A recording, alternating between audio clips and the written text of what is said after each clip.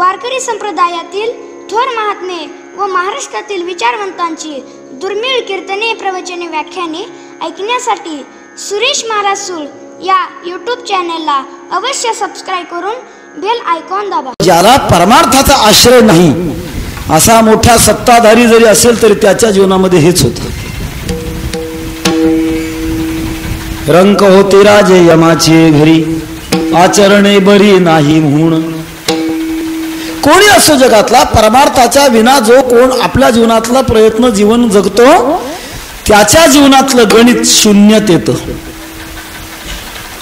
तेव्हा आपल्या जीवनामध्ये काहीतरी बेरीज असावी, शिल्लक असावं, हा माणसाच्या जीवनातला स्वभाव आहे. आणि तो स्वभाव पूर्ण करण्याकरता या वर्गामध्ये, या जगामध्ये संतांचा वर्ग अत्यंत समर्थ आहे. संतांचा संबंध झाला की तो माणसाच्या जीवनामध्ये काही ना काहीतरी जमा होतो. पदरामध्ये शून्य पडतं. जेवढं आयुष्य खूप करारीने खर्च करून शेवटचं गणित शून्य जर पदरात पडत असेल तर समजावं संपूर्ण जीवनाचं गणित चुकलंय. जीवनामध्ये दोन दिशा असतात, एक भोगाची दिशा आणि दुसरी भगवानाची दिशा. भोग किती जवळ जवळ मिळवत राहिलो तरी पण ते आपल्या जीवनात स्थिर राहत नाही, कारण ते चंचल आहे. आणि जीवाचं जीव दशेतलं जीवन देखील चंचल आहे. दोन चंचल एकत्र आल्यानंतर एक निश्चल होईलच कसं? नाही होणार.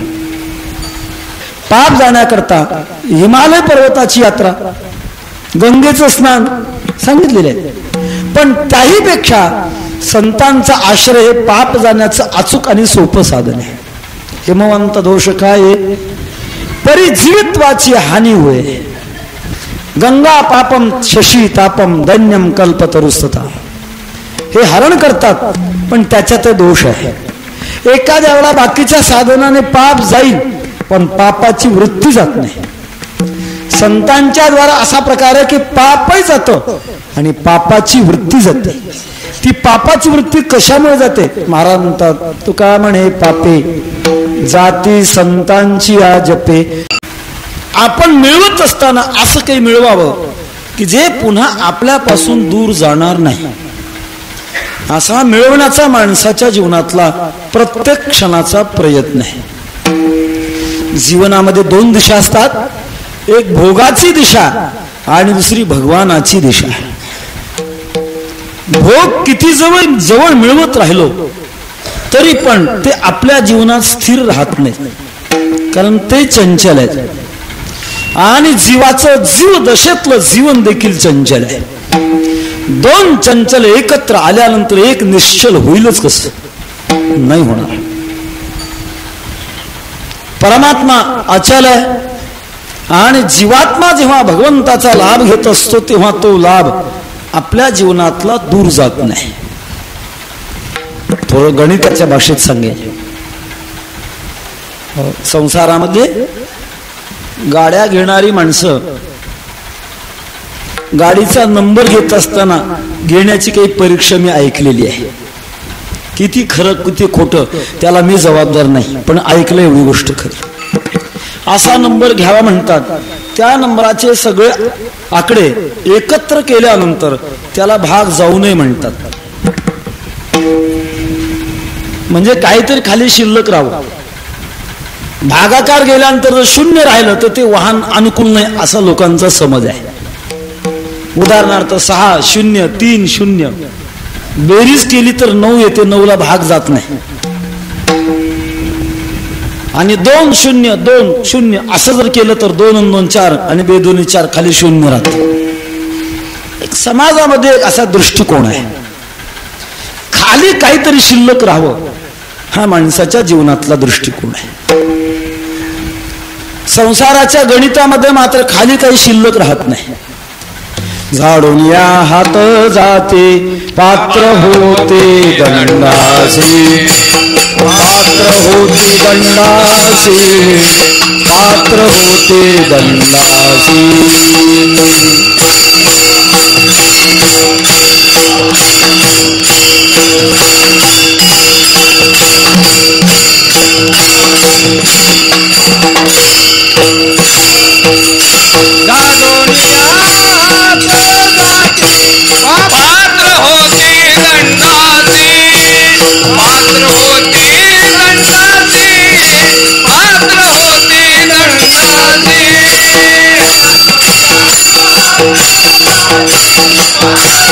होती दंडासी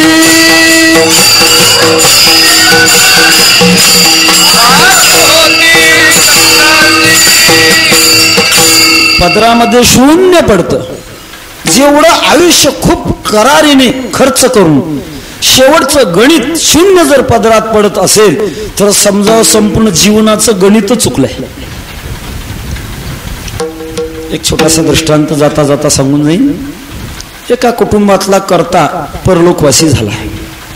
एकच मुलगा, परिस्थिती अत्यंत नाजूक, रोज कष्ट करायचं आणि घर जगवायचं. पती गेल्यानंतर त्याची पत्नी आक्रोश करू लागली, तुम्ही गेलात आता मी तरी कसं जगावं, मुलाला तरी कसं जगवावं. मोठा आक्रोश करता करता शेजाऱ्यांनी तो आक्रोश ऐकल्यानंतर, अनेक धर्मामध्ये एक धर्म त्याचं नाव आहे शेजार धर्म, तो सांभाळला पाहिजे म्हणतात. तो जाऊन बोलू लागला, का हो बाई एवढं तुम्ही आकांत करू लागला, रडू लागला, काही विवेक होत नाही का जगामध्ये. बाबा होतो करा, पण माझ्या जीवनात एवढी कुऱ्हाड कोसळली आपत्तीची, आता मी जगणार कशी, मुलाला तरी कशी जगवणार. त्याने सांगितलं काही नाही तुमच्याकडे शिल्लक अजिबात नाही, मग काहीतरी व्यवसाय करा, व्यापार करा. करावा कुठून, भांडवल कोण देईल, मी देतो भांडवल, तुम्हाला जगण्यापुरतं भांडवल देतो. पूर्वीच्या काळामध्ये रुपयाची किंमत 16 आण्यामध्ये, आता 100 पैशामध्ये, नया पैशात. त्याने भांडवल म्हणून त्या महिलेला 8 आणे दिले म्हणतात. भाजी मार्केटमध्ये जाऊन तिने भाजी आणायची, डोक्यावर येऊन गल्लोगल्ली फिरून ती भाजी विकायची.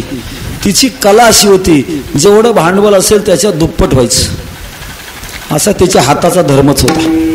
आणि ते देखील एकाच दिवसात. 5 वर्ष वाट बघत बसायचे कारण नाही. काही दामदुप्पट योजनेकरता म्हणतात 5 वर्ष वाट पाहावी लागते, एका दिवसातच तिचे दामदुप्पट व्हायचे. पण कर्मधर्म संयोगाने दोघांच्या पोट भरण्याकरता मात्र 8 आणे कायम लागायची, कमी लागत नसत जास्त लागत नसत. रोज काही दिवसानंतर तिने भाजी आणायची, विकायची, 1 रुपया व्हायचा. 8 आणे पोट्याकरता खर्च करायचे, 8 आणे भांडवलात ठेवून द्यायची. एके दिवशी दारावून फुगेवाला चालला होता. मुलाने फुगेवाला पाहिल्याबरोबर मुलांचं आकर्षण फुग्याकडे फार असतं. त्याने हट्ट घेतला, आई मला तो फुगा घेऊन दे. आईनं सांगितलं, बाळ फुगा घेण्याची आपली पात्रता नाही, कसं तरी आपण जगतो देवाच्या दयेने, शेजाऱ्याच्या सहकार्याने, तेच मोठे मान, फुगा कशाय मागतो. नाही नाही आई मला फुगा घेतल्याशी मी राहणार. तो रडायला लागला. एकुलता एक मुलगा. समजावण्याकरता आईनं भांडवलातला 1 आणा काढला आणि फुगा घ्यायला दिला. फुगा आणला, थोड्या वेळात फुटला, पण भांडवल मात्र 7 आणे राहिलं. दुसऱ्या दिवशी भाजी मार्केटमध्ये जाऊन भाजी घेतली, 7 आण्याची विकली आणि ठरलेल्याप्रमाणे दामदुप्पट योजना. 7 दोन्ही 14 आणे झाले. 14 आण्यातले 6 आणे खाण्याकरता खर्च झाले, 8 आणे खाण्याकरता खर्च झाले, खाली शिल्लक राहिले 6 आणे.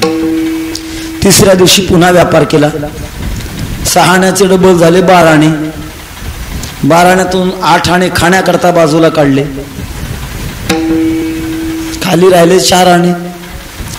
त्याच्यानंतरच्या दिवशी 4 आण्याचा व्यापार केला, 4 आण्याचे 8 आणे झाले, खाण्याकरता सगळेच गेले, खाली शिल्लकच काही राहिलं नाही. असं व्हावं तसं ज्याला परमार्थाचा आश्रय नाही असा मोठा सत्ताधारी जरी असेल तरी त्याच्या जीवनामध्ये हेच होतं. रंक होते राजे यमाचे घरी, आचरणे बरी नाही म्हणून.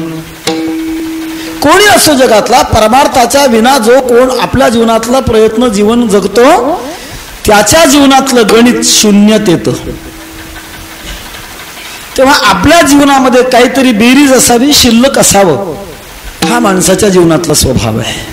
आणि तो स्वभाव पूर्ण करण्याकरता या वर्गामध्ये, या जगामध्ये संतांचा वर्ग अत्यंत समर्थ आहे. संतांचा संबंध झाला की तो माणसाच्या जीवनामध्ये काही ना काहीतरी जमा होतो.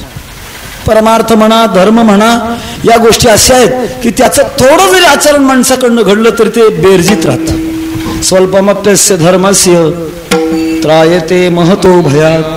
थोडा जरी धर्म आपल्याकडनं आचरणात गेला, भगवान म्हणतात मोठ्या भीतीपासून तो रक्षण करतो. कारण तो जमेतला आहे.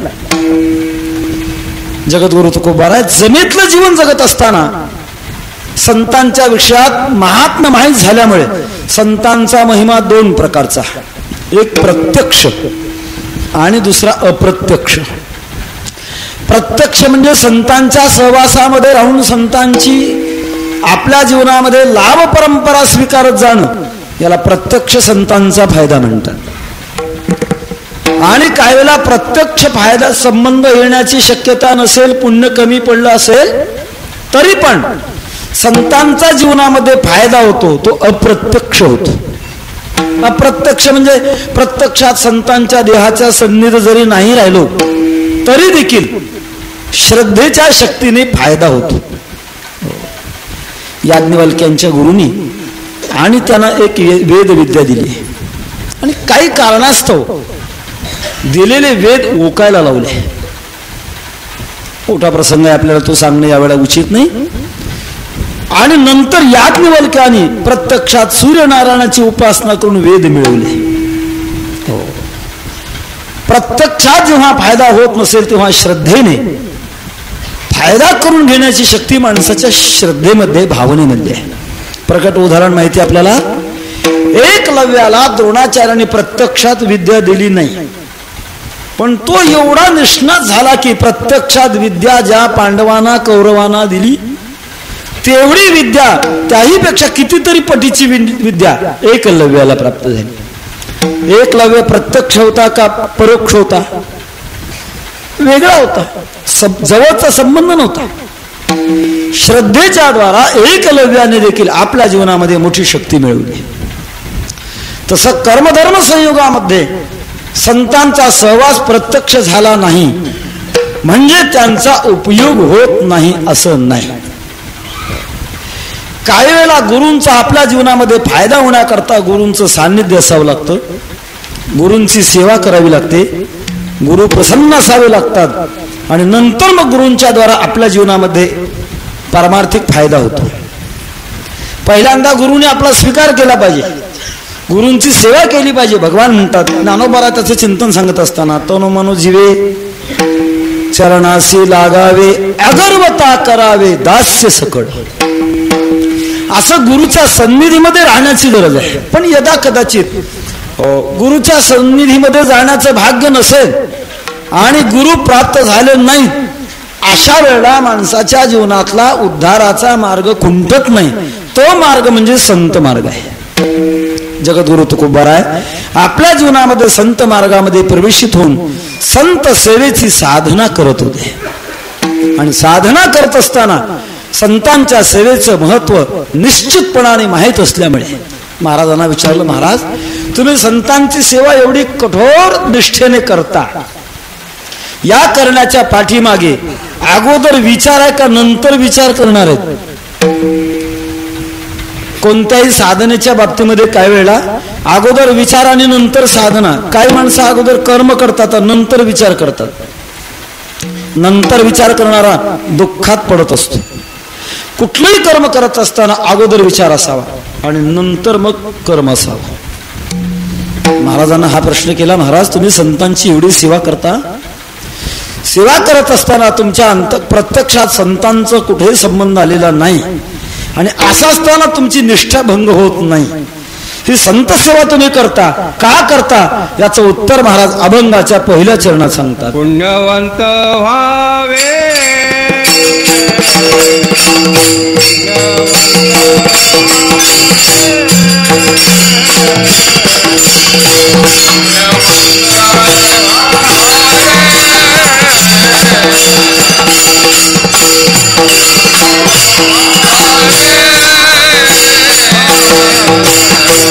पुण्यवंत भावे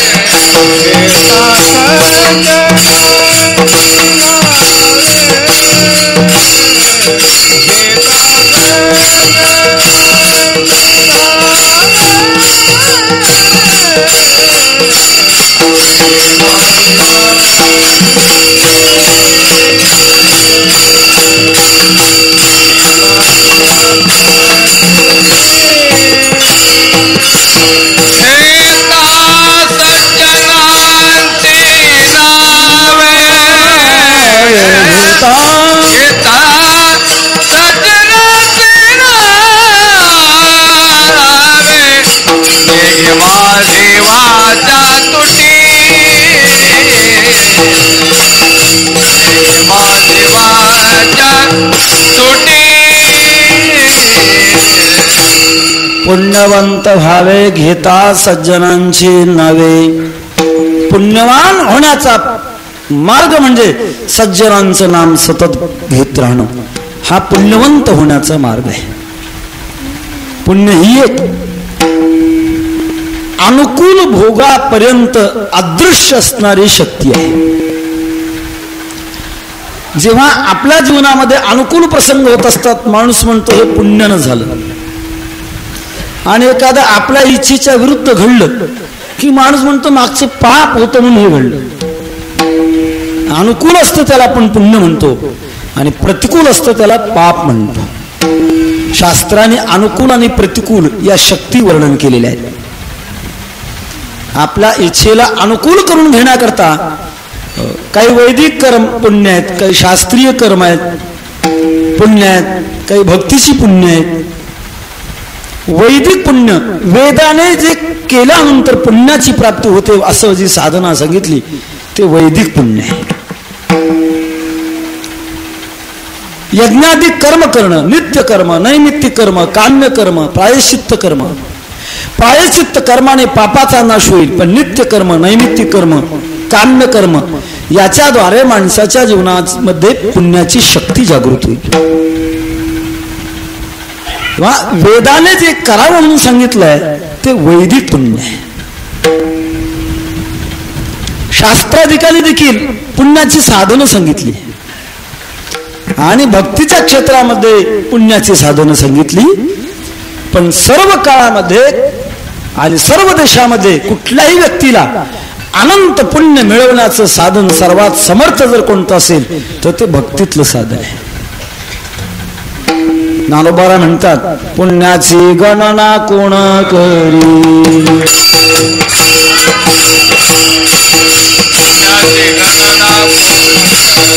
हरिमुखे म्हणा हरिमुखे म्हणा, हरिमुखे म्हणा हरिमुखे म्हणा, पुण्याची गणना कोण करी.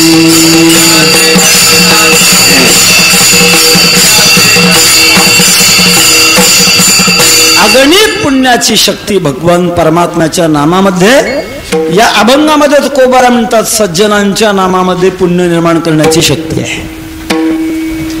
अन्य पुण्याच्या बाबतीमध्ये काही वेळेला पुण्याची वाटणी होते. धर्म कार्यातून घडणारे जे पुण्य आहे त्या धर्म कार्यातून घडणाऱ्या पुण्याची वाटणी स्वाभाविक शास्त्राने सांगितलेली आहे.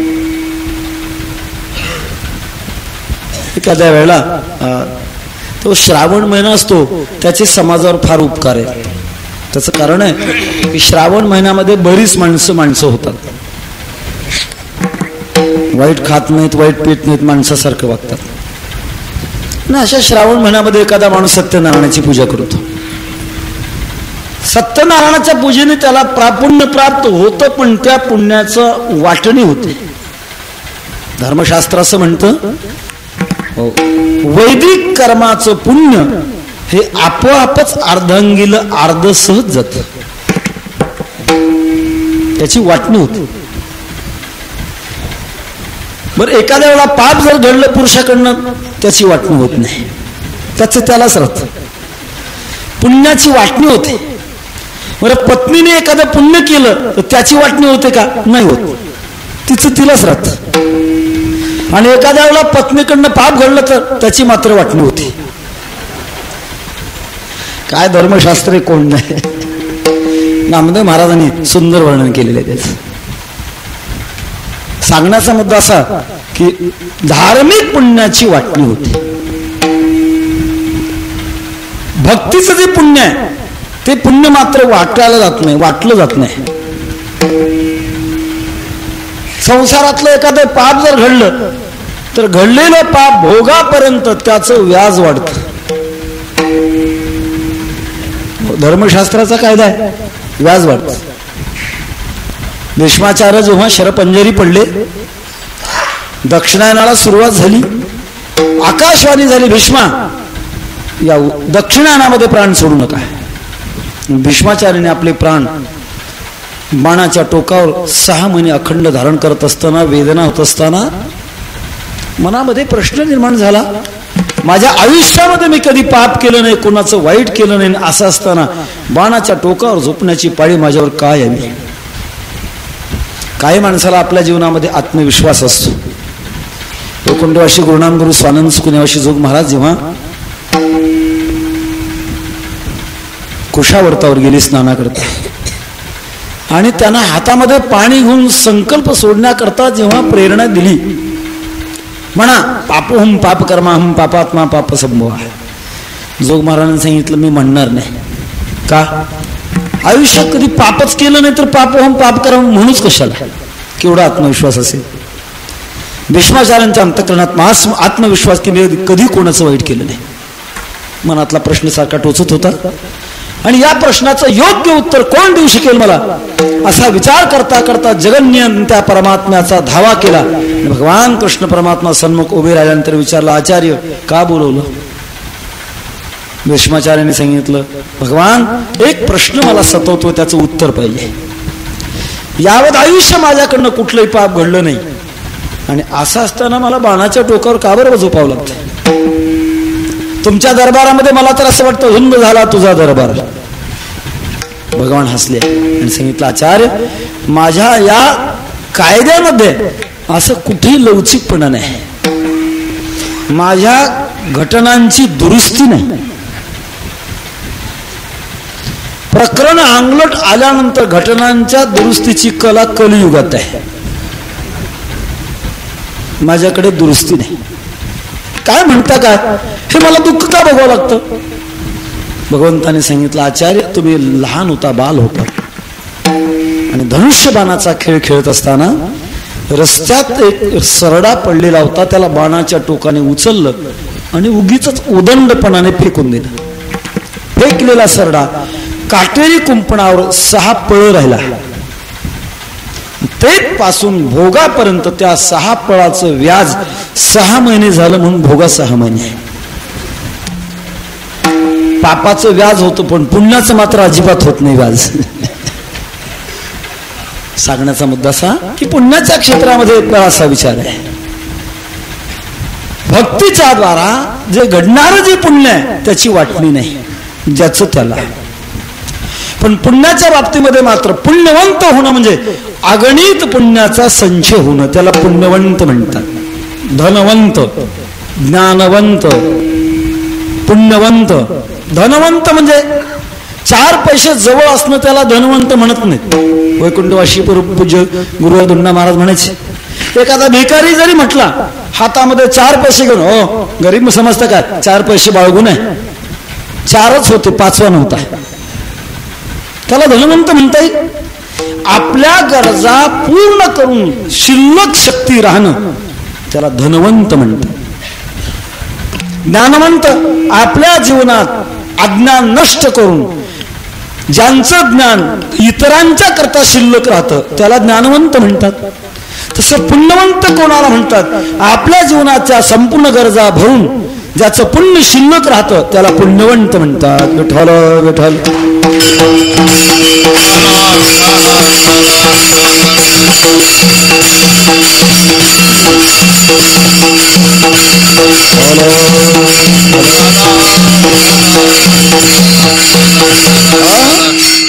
पुण्यवंत होण्याचा मार्ग अमूर्त आहे आणि त्या अमूर्तामध्ये ज्यांना काही विश्वातल्या वेगळ्या सृष्टीचं ज्ञान आहे त्यांनाच त्याची साधनं कळतात. सर्वसामान्य माणसाला भौतिक सृष्टी सर्व कळत नाही. भौतिक सृष्टीमध्ये अंतर्गत दैवी सृष्टी आहे आणि दैवी सृष्टीला अधिष्ठान असणारी अध्यात्म सृष्टी आहे. त्रैलोक्य भौतिक सृष्टी ज्यांना कळते त्यांना कळतं का त्रैलोक्य? साधू संतांना त्रैलोक्य कळतं आणि त्रैलोक्याचा अनुभव ते सांगतात. अवघेची त्रैलोक्य आनंदाचे आता. तेव्हा दैवी सृष्टी स्वर्ग वैकुंठ नरकलोक भौतिक सृष्टी विना का जी सृष्टी आहे ती सर्वसामान्य माणसाला कळत नाही. ज्यांच्या बुद्धीमध्ये अतीत अनागत अशा प्रकारची सामर्थ्य शक्ती प्राप्त झालेली आहे अशा महापुरुषांना काही दैवी सृष्टीचे नियम कळतात आणि त्या दैवी सृष्टीच्या नियमातून जगद्गुरु तुकोबाराय आपण करत असणाऱ्या मिळवत असणाऱ्या पुण्याचं साधन सांगतात. पुण्यवंत व्हावे घेता सज्जनांची नावे. वास्तविक पुण्यवंत होण्याचा मार्ग भगवान परमात्म्याच्या नामाच्या चिंतनाच्या द्वारा माणूस पुण्यवंत होतो असं अनेक वेळा ऐकलं जातं. पण तुकोबारा म्हणतात सज्जनांच्या नावाने पुण्यवान होतो. द्वैत आलं. देवाच्या नावाने पुण्यवान होतो आणि संतांच्या नावाने पुण्यवान होतो. नेमकं काय याची संगती आपण भावार्थ संपल्यानंतर जर वेळ शिल्लक राहिला तितक्या वेळेमध्ये करणार आहोत. संतांच्या नामचिंतनाचा परिणाम अंतःकरणामध्ये पुनीतपणा, पवित्रपणा आणि पुण्यवंतपणा या शक्तीचा संचय होतो. ज्यांचं नामस्मरण करायचं आहे त्यांच्या विषयात तुकोबारा शब्द वापरतात. सज्जनांची नावे. सज्जन कोणाला म्हणतात? एखाद्या वेळेला सज्जन या शब्दाची संसारामध्ये व्याख्या केली जाते. जो दुर्बळ असतो त्याला सज्जन म्हणतात. काय होतो माणूस शेजारी माणसाने त्याच्यावर आक्रमण केलं, नको तो त्याला त्रास दिला पण याने काही प्रतिकार केला नाही, तो सज्जन आहे. याचा अर्थ प्रतिकार करण्याची शक्ती नसणाऱ्याला सज्जन म्हणण्याची माणसामध्ये एक प्रथा आहे. तसा त्याचा अर्थ नाही. सत्य स्वरूपामध्ये ज्याचं जीवन एकत्र झालेलं आहे तो सज्जन. एखाद्या वेळेला संत वाङ्मयामध्ये सज्जन हा शब्द इतरत्र जरी वापरला असला तर तुकोबारांच्या पुढे सज्जन शब्द मात्र विशिष्ट आहे. कोणाला सज्जन म्हणतात? ते माझे सोया रे सज्जन संगाती.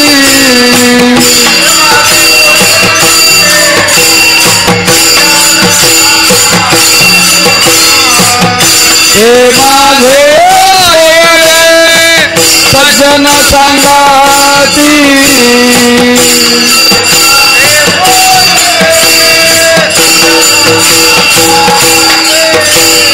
आय आठवीती विठोबाचे. आय आठवीती विठोबाचे.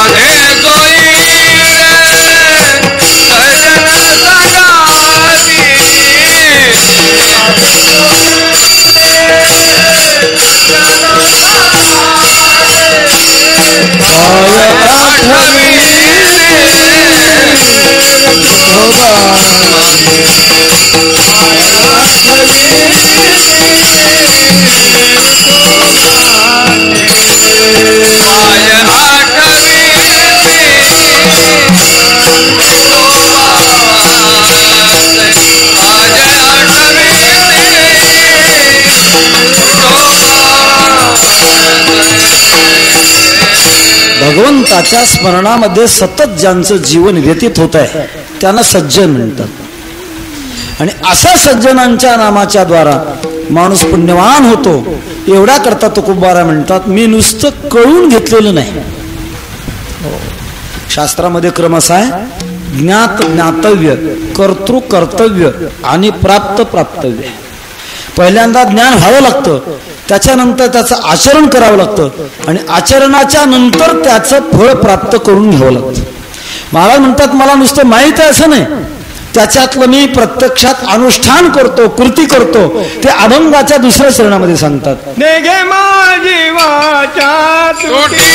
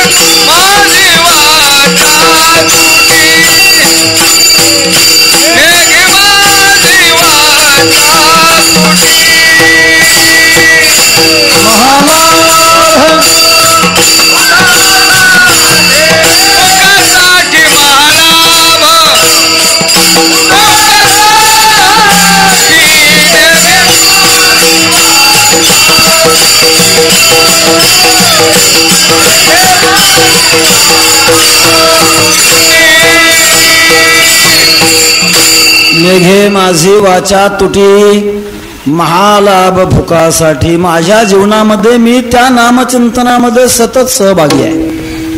माझी वाणी थांबत नाही, सतत सज्जनांच्या नामाचं चिंतन करते. का? महाराजांनी दुसरा फायदा सांगितला, महालाभ भुकासाठी. पहिला फायदा पुण्यवंत होणं आणि दुसरा फायदा महालाभ. महालाभ कशाला म्हणतात? जो लाभत असतो त्याला लाभ म्हणतात. प्रयत्न करूनही आपल्या इच्छेप्रमाणे मिळत नाही, पण अचानक जर मिळाला तर माणूस त्याला लाभ म्हणतो. लाभाची कल्पना अंतःकरणामध्ये स्वप्न नाही की आपल्याला हे मिळावं, पण जाता जाता जर गोष्ट एखादी मिळाली तर माणूस त्याला लाभ समजतो. रस्त्याने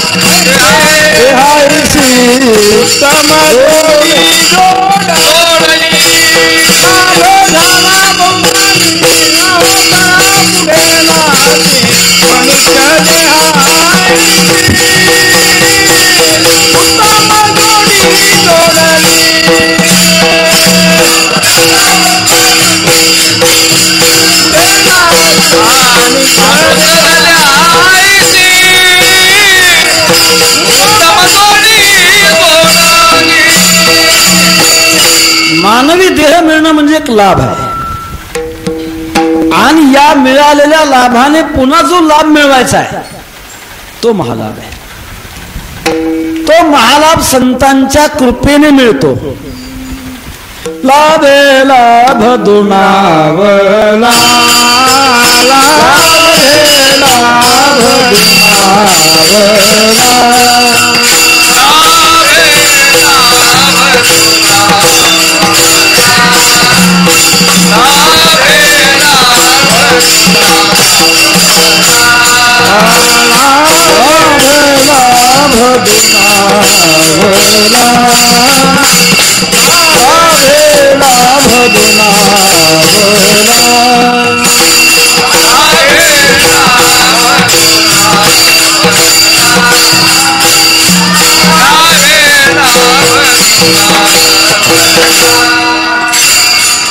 जीवधाला दर्शने, जीवधाला दर्शने, लाभे लाभ गुणावला, लाभे लाभ गुणावला. जीवधाला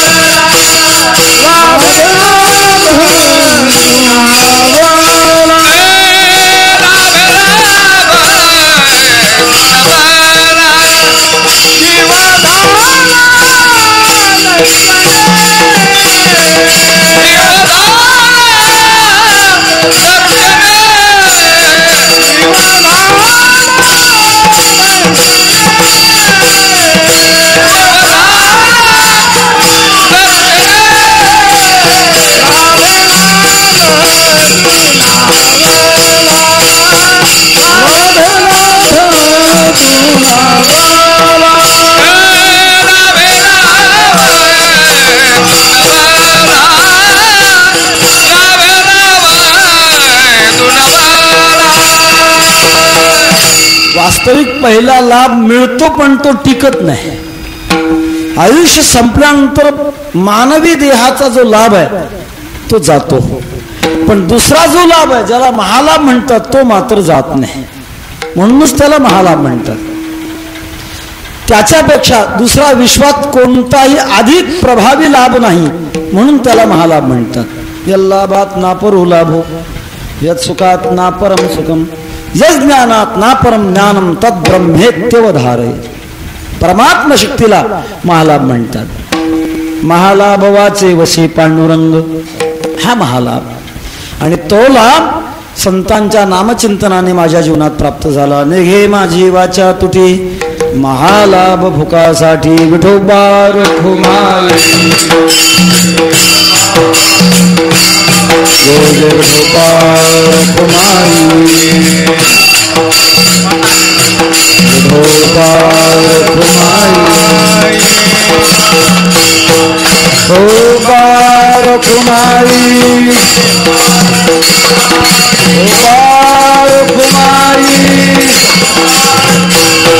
विठोबा रखुमाई, विठोबा रखुमाई, विठोबा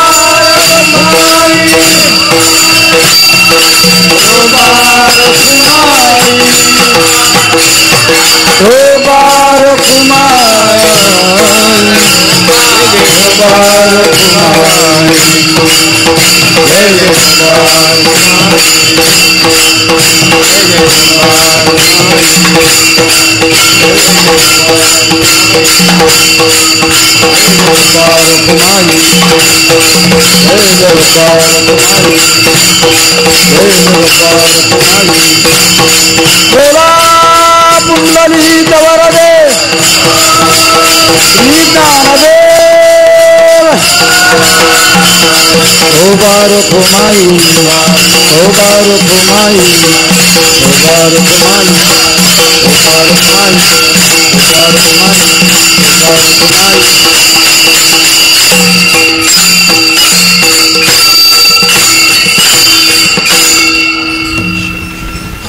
निघे माझी वाचा तुटी, महालाभ भुकासाठी. बाबांची संकेताची आज्ञा झाली, पुढे चला. मलाही आनंद झाला, आयुष्य मिळालं. माझी वाचा थांबत नाही. का थांबत नाही? संतांच्या नामचिंतनामध्ये मोठी शक्ती म्हणून थांबत नाही.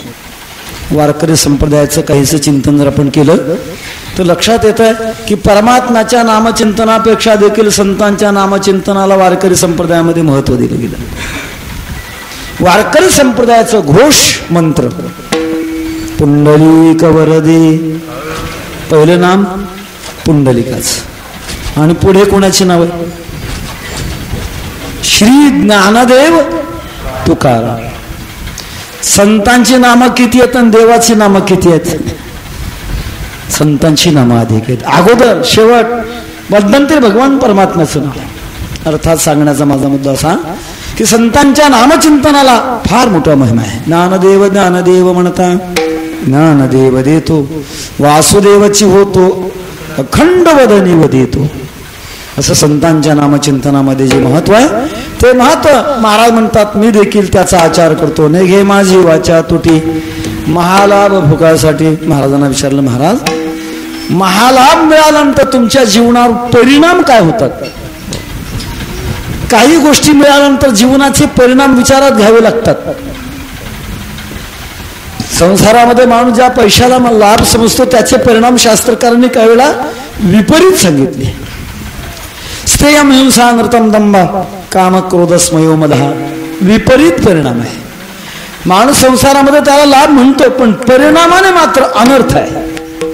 तसा हा महालाभ तुम्हाला प्राप्त झाला, याचे परिणाम कसे, ते अनुकूल आहेत का प्रतिकूल आहेत?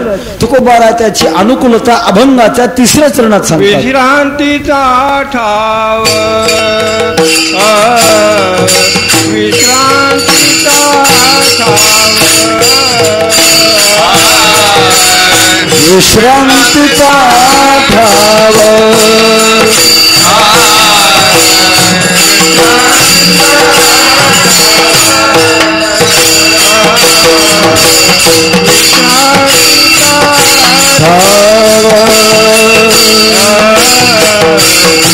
विश्रांतीचा ठाव,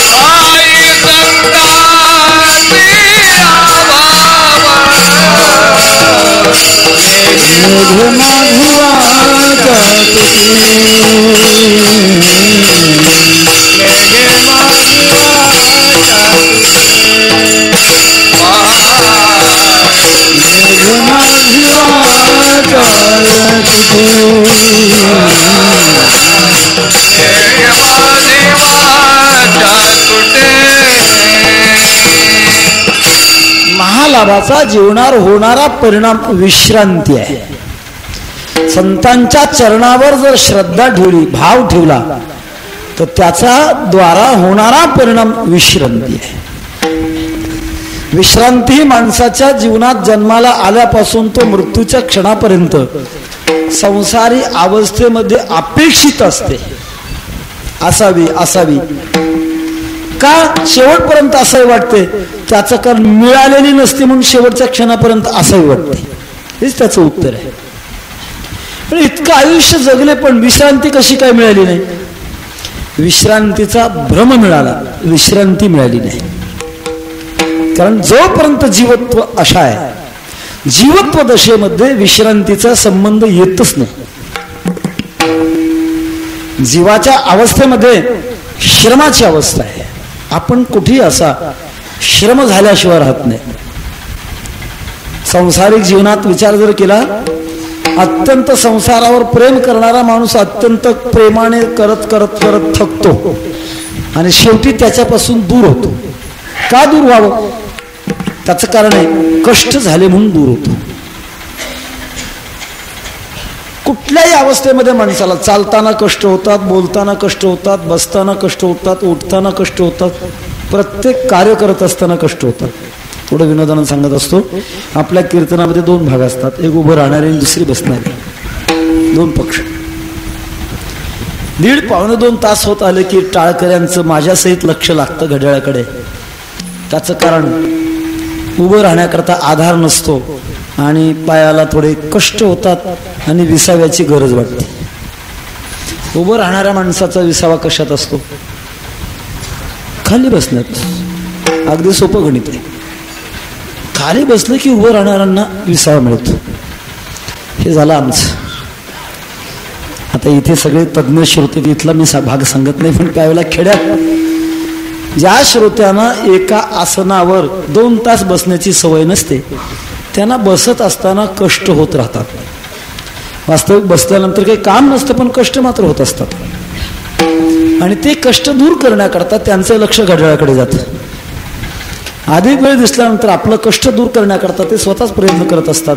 पहिल्यांदा एक मांडी अशी वर उचलून धरायची, थोडा वेळ ठेवायची, ते मग कष्ट गेल्यासारखं वाटलं की ती टेकवायची, पुन्हा दुसरी उचलून धरायची, पुन्हा ती टेकवायची. एवढ्यावर कष्ट जर गेले नाहीत तर दोन्ही मांड्या हातात धरून बसायचे. बसण्याची प्रगती.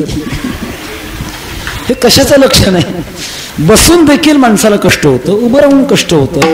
एखाद्याने 3रा पक्ष मांडला, आम्ही घरी जाऊन झोपलो आणि मग विसावा होत नाही का? नाही होत. कारण झोपून देखील माणसाला कष्ट होतं. कशावर म्हणाल? झोपून झोपून माणसाला कष्ट होतं, म्हणूनच माणूस सकाळी उठून बसतो. आणि तसा माणूस जर उठून बसला नसता तर घरातल्या माणसाने जाग्यावर ठेवला नसता, पोचवला असता. झोपून झोपून कष्ट होतं म्हणूनच माणूस उठतो, म्हणून चांगलं. माझा सांगण्याचा मुद्दा असा की कोणत्याही कार्यामध्ये जीवाला विश्रांती नाही. आपण नेहमी म्हणणारी माणसं आहेत, विश्रांती नाही कोठे रात्रंदिवस तळमळ. शरीर असो, इंद्रिय असो, मन असो, बुद्धी असो, सर्वांच्या ठिकाणी चंचलता आहे. का चंचलता आहे? जोपर्यंत जीवत्व दशा आहे तोपर्यंत चंचलता आहे. जिथे चंचलता आहे तिथे कष्ट आहे. अनंत बुद्धीचे तरंग क्षणोक्षणा पालटे रंग, धरू जाता संग तव तो होय बाधक. असं प्रत्येक क्षणाला चंचल होण्यामध्ये आपण विश्रांती मानतो. मिळत नाही. मानणं वेगळं आणि मिळणं वेगळं. छोटासा दृष्टांत सांगत असतो. एका चोराने चोरी केली म्हणतात आणि चोरीमध्ये त्याला शिक्षा झाली. न्यायाधीश थोडेसे दयाळू होते. त्यांनी शिक्षा देत असताना विचार करून शिक्षा दिली की थोडी आपण याच्यावर दया करू. आणि म्हणून शिक्षा देत असताना त्याच्यापुढे अशा 2 शिक्षा ठेवल्या. त्याला सांगितलं की एका वेळेला 1 किलोभर मिरच्या खा, नुसत्याच मिरच्या खा. आणि ते नाही पटली शिक्षा तर एका वेळेला 100 फटके खा.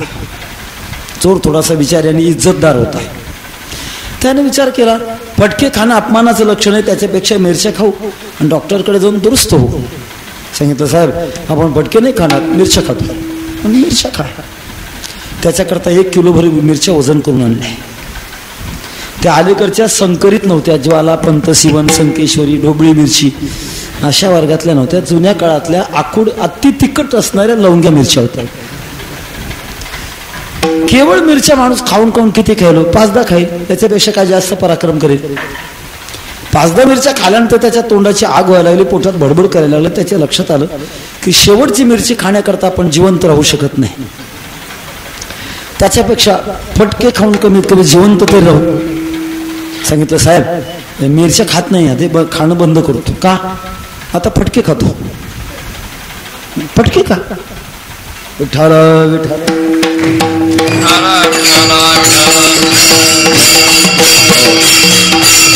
फटके मारणारा हिंद केसरी होतो आणि हातातला हंटर चांगलं लिबर डकवतो. तो फिरून मारत होता, निर्भीडपणानं मारत होता.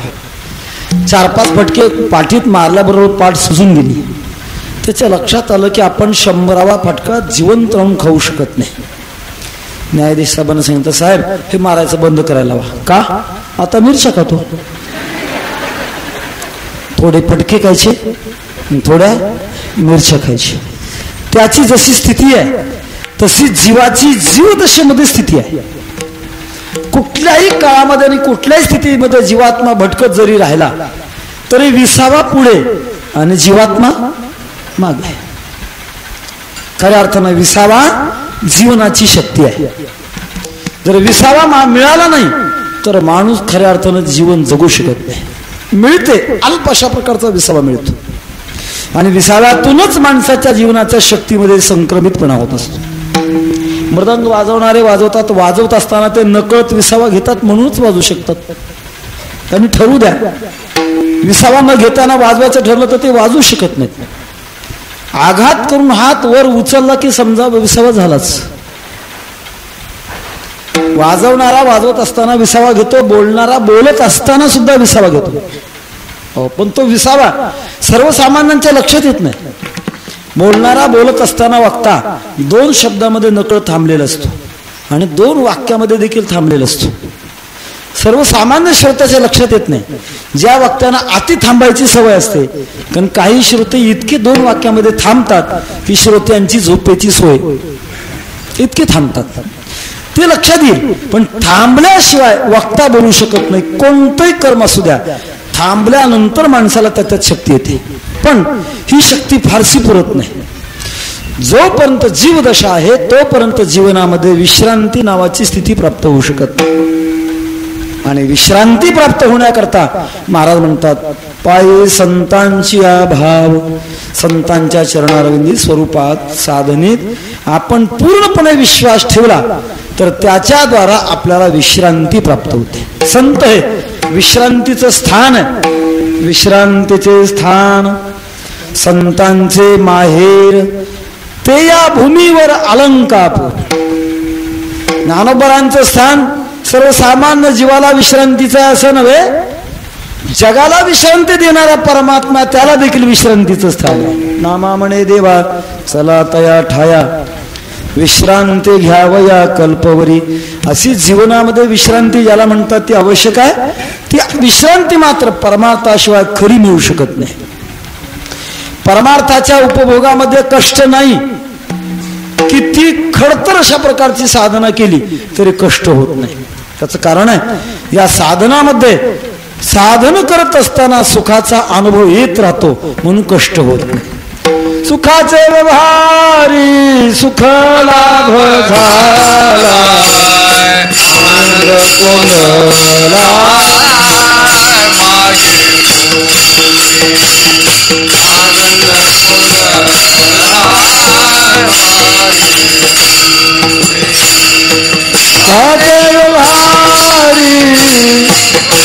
लाभ झाला, आनंद कोंडला मागे पुढे.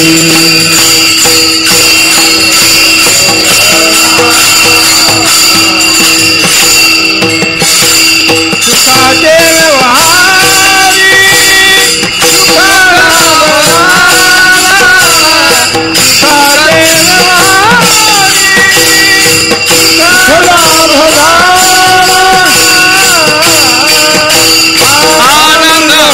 मागे पुढे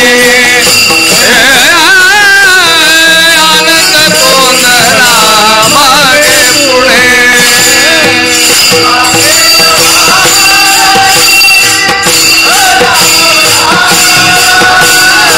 सुखाचे व्यवहारी सुख लावधारा आनंद गोंधळा मागे पुढे आनंद गोंधळा मागे पुढे सुखाचे व्यवहारी सुखलाभ झाला. या व्यवहारामध्ये सुखाचाच व्यवहार आणि प्राप्ती देखील सुखाचीच.